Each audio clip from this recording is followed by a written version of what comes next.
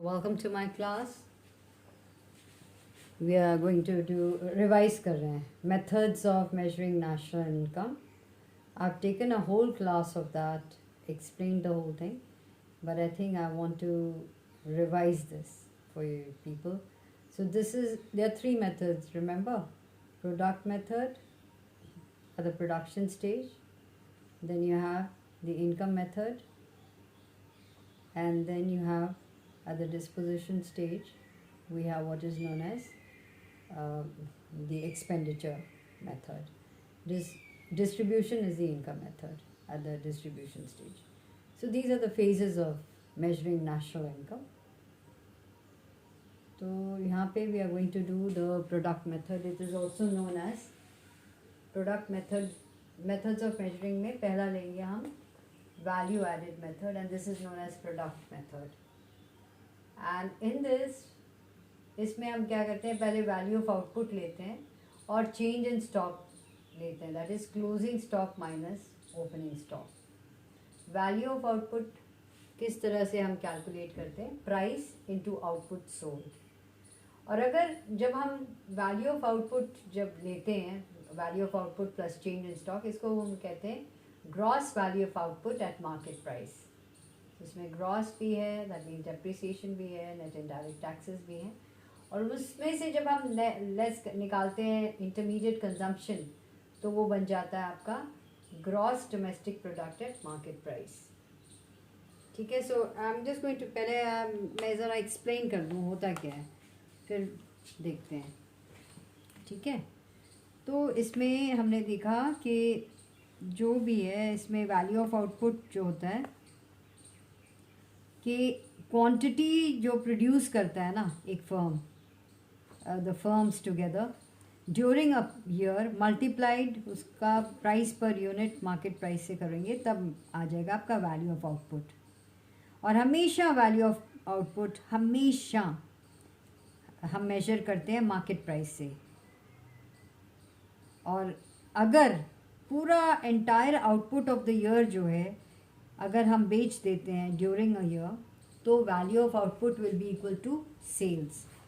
Sales plus change in stock भी कहते हैं इसको. अगर हमने पूरी तरह से इसको हमने वैल्यू ऑफ आउटपुट को बेच दिया, तो इसको हम सेल्स कहते हैं, सेल्स. ठीक है. So value of output can be equal to sales, और it can be sales plus change in stock. So value of output is sales, obviously, but sometimes it's closing stock minus opening stock. तो अगर वो है तो value of output is sales plus change in stock. अगर पूरा बिक गया तो उसको हम सेल्स कहते हैं. ठीक है. और अगर हम देख, कभी कभी ऐसा होता है जो हम देखते हैं कि कुछ आउटपुट रिमेन्स अनसोल्ड, रह जाता है. अगर जो अनसोल्ड आउटपुट है ना, वो हम क्या करते हैं, फर्म के इन्वेंट्री स्टॉक में उसको ऐड कर लेते हैं, तो इसको हम चेंज इन स्टॉक कहते हैं. तो during a given year change in stock कहते हैं. एंड चेंज इन स्टॉक का मतलब कैसे होता है, closing stock minus opening stock, ये होता है आपका चेंज इन स्टॉक. अब ये जो स्टॉक क्या होती है, इट इज़ इन्वेंट्री होती है जो उनके पास फिनिश्ड गुड्स की, अनसोल्ड फिनिश्ड गुड्स होते हैं, सेमी फिनिश्ड गुड्स होते हैं, रॉ मटेरियल्स. ठीक है. जो एक फर्म अपने साथ एक ईयर से दूसरे ईयर तक ले जाती है, उसको इन्वेंट्री कहते हैं. और इन्वेंट्री जो है ये स्टॉक वेरिएबल होता है. तो वैल्यू जो होती है स्टॉक की ईयर के शुरू में, बिगिनिंग ऑफ द ईयर, अलग होती है as compare to what is at the end of the year. अगर तो वैल्यू ऑफ इन्वेंट्री जो है एंड ऑफ द ईयर में हायर है than the beginning of the year, तो इसका मतलब हो जाता है कि there has been an increase in inventory, there has been an increase in stock. और अगर value of inventory at the end of the year is less, कम है than the beginning of the year, then it means there's a decrease in inventory or decrease in stock. ठीक है. So based on closing stock minus opening stock, तो इस तरह से होता है आपका। तो इसमें अगर आपने देखना है, जैसे अब मैंने बताया कि यहाँ पे change in stock is closing stock less opening stock. अगर ग्रेटर है, ये प्लस में आ रहा है, ठीक है, चेंज इन स्टॉक प्लस में है, तो इसका असर क्या होता है, क्या इम्प्लाई करता है कि sale in the current year is less than production of the year. ठीक है, तो ये इम्प्लाई कर रहा है, सिंपल सी बात है, क्या इम्प्लाई करेगा अगर पॉजिटिव है ना, सेल जो है करेंट ईयर में is less than production of the year, और उसमें से some output has been added, उसमें से some output has been added to the stock of output. ठीक है, तो ये हो गया आपका प्लस। और अगर चेंज इन स्टॉक नेगेटिव होता है तो इसका मतलब होता है सेल जो है पूरे ईयर में ये ज़्यादा है, is more than production in the year, जितनी प्रोडक्शन हुई है उससे ज़्यादा है।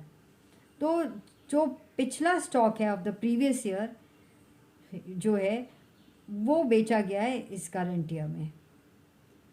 सो इसको आपको डिडक्ट करना पड़ेगा, इसको निकालना पड़ेगा, ताकि आपको एक करेक्ट एस्टिमेट मिल जाए ऑफ द आउटपुट, उस आउटपुट का जो प्रोड्यूस हुआ है इसी साल में, करंट ईयर। ठीक है, सो ये होता है। अब रही बात, लेट्स जस्ट टॉक अबाउट, ये तो चेंज इन स्टॉक की बात हुई ना, अब लेट्स जस्ट टॉक अबाउट, कहते हैं कि वैल्यू ऑफ आउटपुट, इसमें है value of output less intermediate consumption. इसमें से अगर आपने इंटरमीडिएट कंजम्पशन निकालोगे ना तो आपका आ जाएगा gross value added at market price, gross value added at market price, ये जो है। तो ये क्या होता है, व्हाट इज इंटरमीडिएट कंजम्पशन, एक बार ये देख लें, फिर से रिवाइज कर लेते हैं। पहले भी बताया है कि क्या होता है, कि कुछ भी हमने देखा है कि कितना सिग्निफिकेंट होता है कि जितने भी प्रोडक्टिव एंटरप्राइजेज हैं उन्होंने बहुत सारी चीज़ें खरीदनी होती है to make the final product. तो इसमें जैसे फॉर एग्ज़ाम्पल डिमांड फॉर, हम क्यों, ये फर्म्स क्यों डिमांड करते हैं इंटरमीडिएट गुड्स, डायरेक्ट डिमांड नहीं होती इसकी, डिराइव डिमांड होती है। डायरेक्ट डिमांड मतलब you demand a product for it self, derived होता है for the product it makes. तो जो, क्योंकि हम जानते हैं कि इंटरमीडिएट गुड्स जो होते हैं वो हम उसको यूज़ कर लेते हैं for producing another some other good, some final product, इसलिए उनकी डिमांड जो होती है वो डिपेंड करती है on the demand for final product. ठीक है, जैसे अगर एग्जांपल में अगर डिमांड फॉर, अगर बाइसाइकिल इंक्रीज़ करती है तो डिमांड जो उसकी इंटरमीडिएट गुड्स है ना, जैसे कि tyre, tube, chain, seat, handle, frame, ये सब, नट और बोल्ट, सब ऑटोमेटिकली इंक्रीज़ करेगी। और फिर उन प्रोडक्शन, वो जो प्रोडक्शन है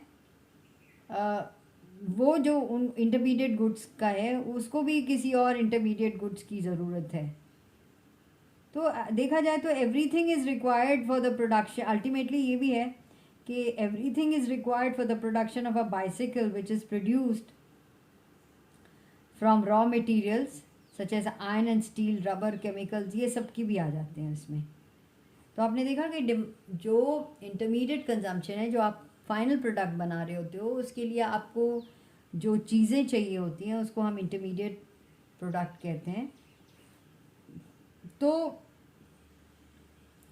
कभी कभी ऐसा भी देखा होता है कि सो फाइनल प्रोडक्ट पे आपका इंटरमीडिएट कंजम्पशन डिपेंड करता है, ऐसे भी डिपेंड करता है कि फाइनल प्रोडक्ट नेचर क्या है फाइनल प्रोडक्ट का।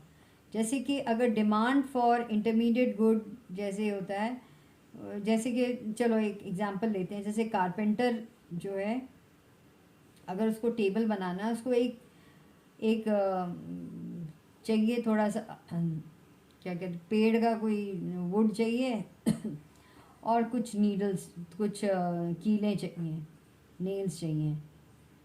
ठीक है, तो ये नेचर ऑफ प्रोडक्ट आराम से मिल जाता है। अगर आपको बड़ा सी शिप बनानी है तो क्या चाहिए, बहुत सारी चीज़ें चाहिए, highly complex sophisticated intermediate goods. तो नेचर ऑफ गुड भी इजीली अवेलेबल है नहीं है, ये इस पे भी डिपेंड करता है कि आपका कितना खर्चा लगेगा, कैसा है, ठीक है। और जो इंटरमीडिएट गुड का जो डिमांड होता है वो इससे भी होता है कि क्या नई इन्वेंशंस इनोवेशन में क्या है, और नई इनोवेशन में कभी चीप सब्स्टिट्यूट मिल जाता है फॉर एन इंटरमीडिएट गुड जो भी ऑलरेडी इन यूज़ हुए। सो ऑल दिस बेसिकली जो भी ये जस्ट टू टेल यू कि क्या है, बट बेसिकली इंटरमीडिएट कंजम्पशन वो होती है जो कि आपने अपने फाइनल गुड के लिए जो कमोडिटीज़ या गुड्स चाहिए आपको बनाने के लिए, उसको हम कहते हैं इंटरमीडिएट गुड, ठीक है।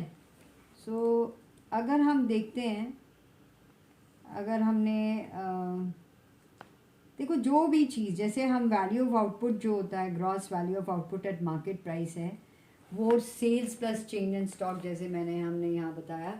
अगर हम इस ये जो राइट हैंड साइड है ये आपका बताता है सेल्स इतना है, चेंज इन स्टॉक 1000 है, और सेल्स 9000 है, तो टोटल कितना हो गया, value of gross value of output 10000।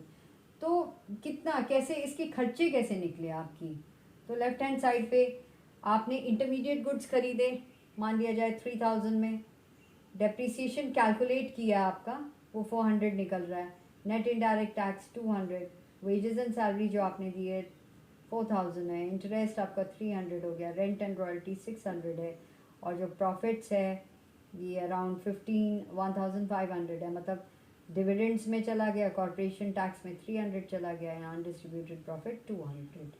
So charges अगर आप इसको पूरा कैलकुलेट करोगे, चार्ज अगेंस्ट ग्रॉस आउटपुट 10000 हो गया। तो इस तरह से आपको पता चला वैल्यू एडेड मेथड में ये है कि आपने इन सबको वैल्यू ऑफ आउटपुट में से आपने इंटरमीडिएट कंजम्पशन निकालना है, तभी आपको एक्चुअली पता चल जाएगा what is the gross value, what is value added. I just show you, एक बार यहाँ पे भी देख लेते हैं। अगर आपने जैसे ग्रॉस वैल्यू एडेड क्या होता है, मतलब वैल्यू ऑफ आउटपुट में से जब आपने इंटरमीडिएट कंजम्पशन निकाल लिया, इस तरह से आपने कंजम्पशन निकाला, तो आपका gross value added at market price है, मतलब इसमें डेप्रिसिएशन भी एडेड है और अभी मार्केट प्राइस भी है। तो इसमें से अगर आपको net value added at market price चाहिए तो क्या माइनस करोगे आप, डेप्रिसिएशन माइनस करोगे। डेप्रिसिएशन ग्रॉस से नेट में आ गया आपको। इसका दूसरा नाम है net domestic product at market price, इसका था gross domestic product at market price, ठीक है। अगर आपको चाहिए net value added at factor cost चाहिए, तो इसमें से क्या करोगे, मार्केट प्राइस में से नेट इनडायरेक्ट टैक्स निकालोगे, तो आपका net value added at factor cost हो जाएगा, या net domestic product at factor cost. इसको हम डोमेस्टिक इनकम भी कहते हैं। So what we call it, इसको हम क्या बोलते हैं, domestic income. So domestic income में क्या हो गया, बस wages, rent and royalty, interest and profit, यही सारा आता है, बाकी सब हट जाता है।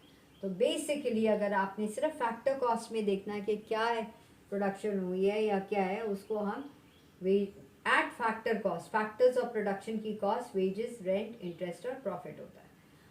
इसमें अगर हम ऐड करेंगे NFI, net factor income from abroad, तो आपका हो जाएगा नेट नेशनल इनकम निकल जाएगा। You will measure value of measuring national income by the value added method, that is यही net factor income from abroad. अगर आप ऐड करोगे तो आपका नेशनल इनकम निकल जाएगा। Is that clear? Okay, so again let me just tell you, आपने क्या करना है, आपने इसको कॉपी कर लेना है, अपनी बुक खोलनी है, उसमें से आपने इसको सॉल्व करना है and see what you can do, ठीक है, and that is how you will work it out. Okay, and make your notes, अपनी नोटबुक में प्लीज़ उसको नोट करो और वहाँ से अपनी बुक में से नोट बना के रखो, और बिल्कुल समझ में आ जाएगा फिर आपको अच्छे से।